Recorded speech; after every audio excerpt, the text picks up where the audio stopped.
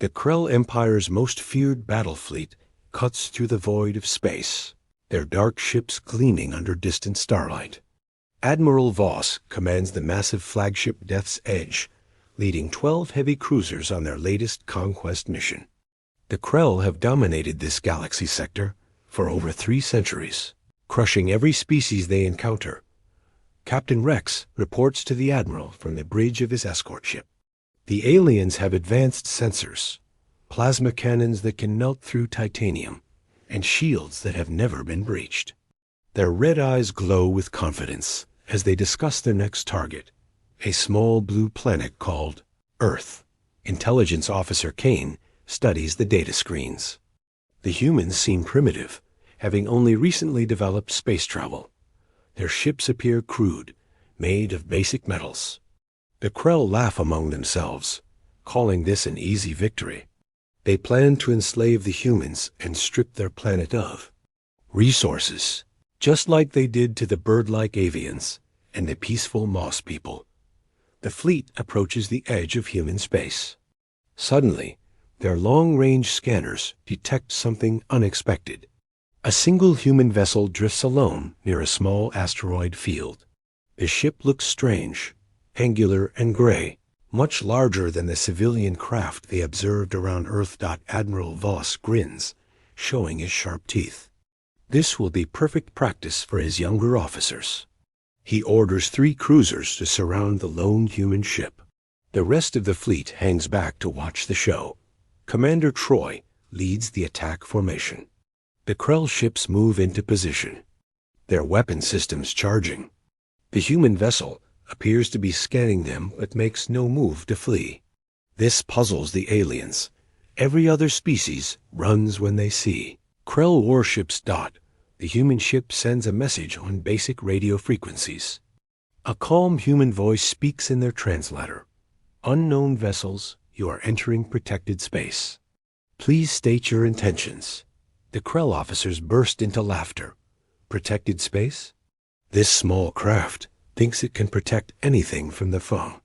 Mighty Krell Empire? Admiral Voss decides to teach these humans about fear. He orders Commander Troy to demonstrate their power by destroying a nearby asteroid. The Krell cruiser fires a full plasma barrage.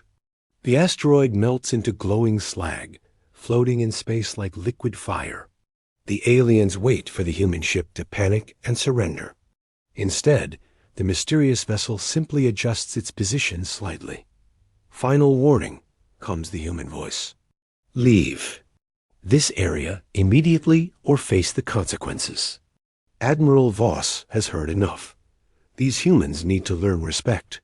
He gives the order to disable the human ship's engines with a light plasma blast. Commander Troy targets the rear section and fires. Plasma bolt strikes the human vessel directly. The Krell expect to see damage, maybe an explosion. Instead, something impossible happens. The energy simply spreads across the ship's surface like water, then disappears completely. The human ship shows no damage at all. The bridge falls silent. Captain Rex checks his sensors twice. The readings make no sense. Their most powerful weapons did nothing to this human craft. Admiral Voss feels a cold chill run down his spine. Interesting, says the human voice over the radio. Is that the best you can do? Admiral Voss stares at his command display in disbelief. The impossible has happened. Krell weapons failed to damage an enemy ship. In 300 years of conquest, this has never occurred. His red eyes narrow as he studies the strange human. Vessel floating calmly in space. Captain Rex's voice crackles over the comm from his escort ship. Admiral, our sensors show that human craft absorbed our plasma completely. Their hull seems to be made of some unknown material. Commander Troy's attack formation circles the human ship like predators around prey, but now uncertainty creeps into their movements. The 3 Krell cruisers have enough firepower to crack a moon, yet this lone human vessel shrugged off their attack like raindrops. The human ship finally moves. It rotates slowly to face the lead Krell cruiser directly. Along its gray hull, panels slide open to reveal weapons ports, unlike anything the aliens have seen. Instead of the crude projectile weapons they expected, these openings glow with contained energy that makes their sensors scream warnings. All ships full power to forward shields, Admiral Voss commands. His centuries of battle experience tell him that something very dangerous is about to happen. The human vessel fires. A beam of pure blue-white. Energy lances out faster than Krell eyes can follow. It strikes Commander Troy's cruiser dead center. The alien ship's advanced shields flare brightly for exactly 1 second before collapsing completely. The beam punches through the hull like it was made of paper. Troy's ship explodes in a ball of superheated plasma, where once floated a kilometer long. Warship, now only glowing debris remains. 1,200 Krell warriors die instantly. The human ship's weapons ports swivel to target the second cruiser. Captain Rex screams over the communications as his ship tries to flee. The human vessel fires again. Another blue beam reaches across. Space in milliseconds. Rex's cruiser dies just as quickly as Troy's. The third Krell ship manages to fire desperately as it attempts to escape. Its plasma barrage strikes the human vessel's front section. Again, the energy simply disappears into the strange hull without effect. The human ship's response is immediate and final. The third cruiser becomes the third cloud of expanding gas and metal. Admiral Voss watches his elite attack formation die. In less than 30 seconds, impossible weapons that ignore physics. Armor that absorbs energy like a black hole. This is not the primitive species his intelligence reports described. All ships, retreat formation. He orders, maximum distance. From that vessel, the remaining 9 Krell cruisers pull back rapidly. Their crews whisper in fear, something they have not felt in generations. The humans were supposed to be weak, barely capable of spaceflight. This lone ship just destroyed 3 heavy cruisers. Without taking a scratch, the human vessel turns to face the retreating fleet. More weapon ports open along its hull. Admiral Voss counts at least 20 different energy signatures powering up. His most advanced sensors cannot identify the technology. Unknown fleet, comes the calm human voice again. You have committed an act of war against the Terran Defense Force. Surrender immediately or be destroyed. Terran Defense Force? Voss's mind races. If this is just their defense force, what do their actual war fleets look like? He has ruled this sector through superior firepower for 3 centuries. Now he faces weapons that make his ships look like ancient relics. Intelligence. Officer Kane's voice shakes as he reports new sensor contacts. Admiral, we're detecting massive energy signatures approaching from the inner system. Multiple contacts. Sir, very large contacts. On the main display, new ships begin appearing from behind Earth's moon. These vessels dwarf even the mysterious first ship. Massive human dreadnoughts emerge from concealment, their hulls bristling with weapon systems that hurt to look at directly. Admiral Voss counts 12 human warships, each one larger than his flagship. Their technology clearly surpasses anything the Krell Empire has ever encountered. This was never going to be an easy conquest. This is going to be a massacre. Sir, Captain Rex's replacement officer reports, the human ships are powering weapons. All of them. The first human vessel, the one that destroyed 3 cruisers, suddenly, seems small compared to these new arrivals. Admiral Voss realizes with growing horror that what he thought was a warship might have been nothing more than a patrol boat. His proud fleet, terror of the galaxy, now faces the true might of humanity. Admiral Voss watches his tactical display with growing dread as more human ships continue to appear. What started as 12 massive dreadnoughts quickly becomes 20, then 30. The human vessels emerge from behind planets, moons, and asteroids. fields where they had been lying in wait. They were expecting us, Intelligence Officer Kane whispers from his station. His scaled hands tremble as he studies the sensor readings. This was a trap, Admiral. They knew we were coming. The realization hits Voss like a physical blow. The lone human ship wasn't scanning them out of curiosity. It was the bait in a carefully planned ambush. While his forces focused on what they thought was an easy target, an entire human battle fleet surrounded them. Captain Reed's voice comes from one of the surviving cruisers. Admiral, we're completely surrounded. Human ships on all vectors. They have us in a perfect sphere formation. Voss studies the tactical map. The human fleet has positioned itself with mathematical precision. Every angle of escape is covered. Every possible retreat route. His 9 remaining ships sit in the center of the formation, like prey caught in a web. The largest human vessel moves closer. This ship is enormous, easily 3 times the size of Death's Edge. Its hull bears markings that his translator identifies as TDF Terra's Hammer, and Admiral Sarah Chun commanding. The sight of it makes Voss's stomach turn. If their patrol boat could destroy 3 cruisers instantly, what could this monster do? Krelll Fleet. A new human voice speaks over the communications. This one carries the authority of command. I am Admiral Chun of the Terran Defense Force.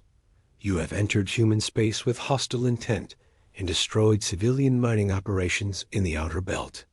You will surrender immediately. Admiral Voss feels his warrior's eyes upon him. The Krelll Empire has never surrendered. Their entire culture is built on conquest and domination. But as he looks at the overwhelming force surrounding them, survival instincts war with pride. We are explorers. Voss lies desperately. This was a misunderstanding. We will leave your space immediately. Negative, Admiral Chun responds coldly. Our deep space monitors recorded your fleet's communications. We know about your plans to enslave our population and strip our worlds. The time for lies is over. The human ships begin moving in perfect coordination.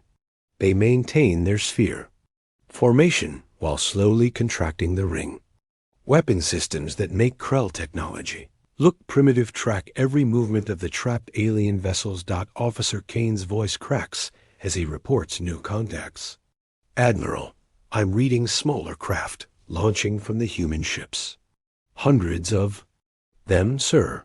They're moving to intercept positions. Voss watches in horror as swarms of human fighter craft pour from the massive ships. These aren't the bulky, slow interceptors his intelligence reports described. They move like liquid lightning, their engines producing no visible exhaust. Each small craft radiates energy signatures that match heavy cruiser main guns. Sir, Captain Red reports from his cruiser, the human fighters are taking attack positions. I count over 500 craft and more launching every second. The human fleet has overwhelming numerical superiority, technological superiority, and tactical superiority. Admiral Voss commanded the most feared battle group in Krell space, and now they are helpless prey, surrounded by predators beyond their understanding. One of his cruiser captains, Commander Bass, makes a desperate decision. His ship suddenly breaks formation and accelerates toward what appears to be a gap in the human line.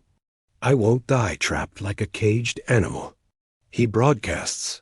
The human response is instantaneous. A dozen fighter craft intercept Bass's cruiser before it travels 100 kilometers. Their weapons fire in perfect synchronization. The Krell ship doesn't explode. It simply disintegrates into its component atoms. Any other ships that attempt to flee will be destroyed, Admiral Chun announces. Calmly, you have 30 seconds to power down weapons and surrender. Voss looks around his bridge at his terrified crew. These warriors who once struck fear into entire star systems now cower before human might. The proud Krell Empire's finest fleet has been reduced to begging for mercy. Admiral, Kane whispers, Long-range sensors are detecting more human ships, approaching from deeper in their territory. Much larger ships, sir. The energy signatures they're off the scale. More ships? Voss cannot comprehend what weapons could be larger than what already surrounds them.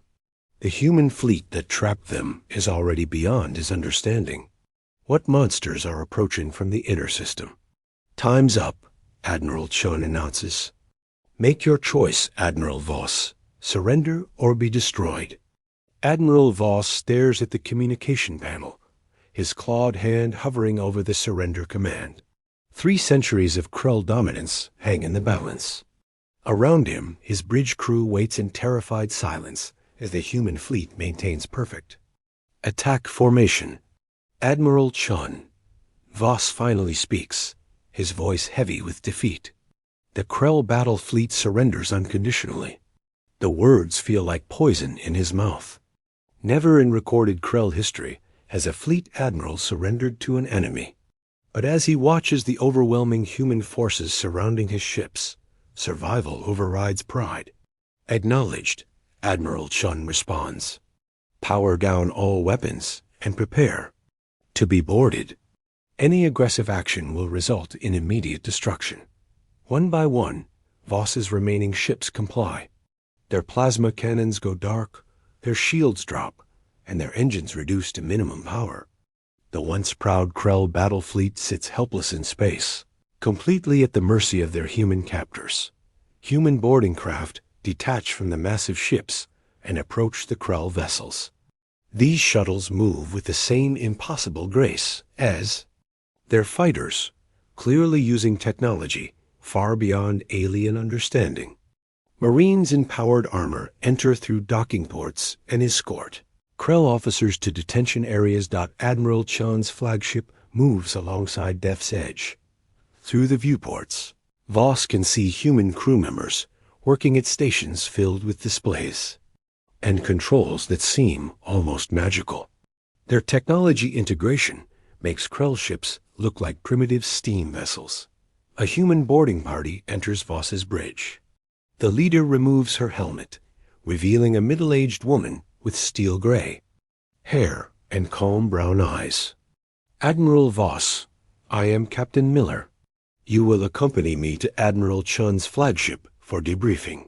As they transport between ships, Voss gets his first close look at human technology. The shuttle's interior contains no visible controls or displays, yet responds to the pilot's spoken commands. The artificial gravity feels natural, unlike the crude systems on Krell ships. Even their lighting seems designed for comfort rather than function. The human flagship's interior astounds him. Instead of the cramped, utilitarian corridors of Krell warships, these passages are wide and bright. Crew members move with purpose, but without the constant fear that drives Krell warriors. Some even smile, an emotion rarely seen on military vessels in his experience. Admiral Chun meets him in a conference room that could fit his entire bridge. The human admiral is younger than expected, with dark hair and sharp eyes that miss nothing. She gestures for him to sit across from her at a table made from some kind of polished stone. Admiral Voss, Chun begins, let me explain your situation. Our intelligence services have been monitoring the Krell Empire for over 50 years. We know about your conquest of the avian homeworld. We know about the slavery operations on former Moss colonies. We know everything. Voss feels his blood chill. 50 years? Humans have been watching them for decades without revealing themselves? Impossible. Your species only achieved spaceflight recently. Chun smiles, but it doesn't reach her eyes. That's what we wanted you to believe. The ships and stations you observed around Earth were deliberately primitive, theater for your benefit. We've had faster-than-light travel for over 2 centuries. The room seems to spin around Voss. Everything his intelligence services reported was wrong. The humans weren't primitive newcomers to space. They were an advanced civilization that had been studying the Krell like laboratory specimens. Your patrol fleets have been approaching our outer colonies for months, Chun continues. We evacuated civilians and prepared defensive positions. The ship that destroyed your cruisers wasn't even a military vessel. It was a converted cargo hauler with basic defensive systems. A cargo ship? Voss's elite attack formation was destroyed by a modified freight vessel? The humiliation burns. Worse than physical pain. Why reveal yourselves now? He asks weakly. Because your empire has grown too bold. The plans we intercepted called for the complete enslavement of our species and the strip mining of our worlds. We decided it was time to end the Krell threat permanently. Admiral Chun activates a holographic display showing the galaxy. Red markers indicate Krell-controlled systems, while blue represents human space. To Voss's shock, human territory is enormous, easily 10 times larger than his empire's domain. Every Krell fleet in space is currently surrounded by our forces. Chun explains, your home worlds are blockaded. Your supply lines are cut. The Krell Empire's reign of terror ends today. Voss stares at the display in numb shock. His proud empire, built over centuries of conquest, was nothing more than a small cancer that humanity had finally decided to remove. 6 months after the surrender, former Admiral Voss stands in a human facility on the planet New Geneva. The Rehabilitation Center is unlike any prison he ever imagined. Instead of cramped cells and harsh guards, he finds comfortable quarters, extensive libraries, and human staff who treat him with basic dignity. Dr. Williams, his assigned counselor, sits across from him in the therapy room. The elderly human woman has been working with Krell prisoners to help them understand concepts foreign to their warrior culture, concepts like cooperation, peaceful coexistence, and mutual benefit. Tell me about your childhood on the Krell homeworld. Dr. Williams asks gently. Voss struggles with the question. Krell don't typically discuss personal history, especially not with former enemies. But months of these sessions have slowly broken down his resistance to human methods. We were bred for war, he finally admits. From the moment we could walk, we learned to fight. The strong survived and advanced. The weak were discarded. There was no other way. Dr. Williams nods without judgment. And now you've seen that humans organize society differently. What do you think about that? Through the facility's windows, Voss can see the human city beyond. Former Krell prisoners work alongside human citizens in factories and farms. They wear the same clothes, eat at the same restaurants, and their children attend the same schools. The integration seemed impossible at first, but somehow it works. Your way produces stronger results, Voss admits reluctantly. Krell ships were impressive, but human vessels are superior. Our warriors were feared, but your soldiers are more effective. Our empire lasted centuries, but your civilization has existed for millennia. In the months since the surrender, Voss has learned startling truths about human society. They don't simply conquer, they integrate. Former enemies become partners. Their technology advances through cooperation between different species and cultures. The avian refugees that escaped Krell conquest decades ago now serve as engineers in human fleets. The surviving mouse people have become agricultural specialists, helping terraform new worlds. Even some reformed Krell have found positions in human space as security consultants and cultural advisors. Captain Reed, his former subordinate, visits the facility regularly.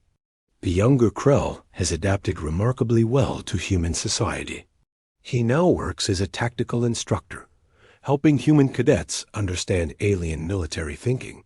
Admiral, Reed says during one visit, I've been accepted into their fleet academy. They want me to command a mixed-species crew on exploration missions. The old Voss would have seen this as betrayal. Now he feels something he never experienced in Krell space, pride in another being's achievement. Human concepts of growth and redemption have slowly changed his fundamental understanding of existence. Dr. Williams shares updates from across former Krell space. The transition has been remarkably smooth. Human administrators work with local populations to rebuild destroyed worlds. Advanced medical technology repairs damage from decades of oppression. Educational programs teach sustainable development instead of exploitation. The Krell homeworld is requesting full membership in the Terran Federation, she tells him. The Planetary Council voted unanimously to abandon their warrior culture in favor of human social systems. Voss finds this news both shocking and somehow inevitable. The human way simply works better than the Krell way. Their ships are faster, their weapons more powerful, their societies more stable, and their people happier. That evening, he sits in the facility's common area with other former Krell officers. They discuss their plans for the future, a concept that barely existed in their old lives. Some want to pursue human-style careers in science or engineering. Others hope to help rebuild their damaged homeworld. Commander Bess, who had tried to flee during the surrender, now studies human agricultural techniques. They can make desserts bloom, he tells the group in amazement. Worlds we strip-mined and abandoned, they can restore to garden paradises. A year later, Voss graduates from the Rehabilitation program. Admiral Chun herself attends the ceremony, not as a conqueror, but as a friend. She offers him a position as cultural liaison between human space and the remaining independent systems. There are still aggressive species out there, Chun explains, but we'd rather integrate them peacefully than destroy them in war. Your experience could help us find non-violent solutions. Standing on the graduation platform, looking out at an audience of humans, reformed Krell, avians, moss people, and dozens of other species, Voss finally understands what he witnessed during that first encounter. Humanity's true strength was never their superior weapons or advanced technology. Their power came from their ability to turn enemies into allies, to build cooperation from conflict, and to create something greater than the sum of its parts. The Krell Empire had ruled through fear. The Terran Federation thrived through hope.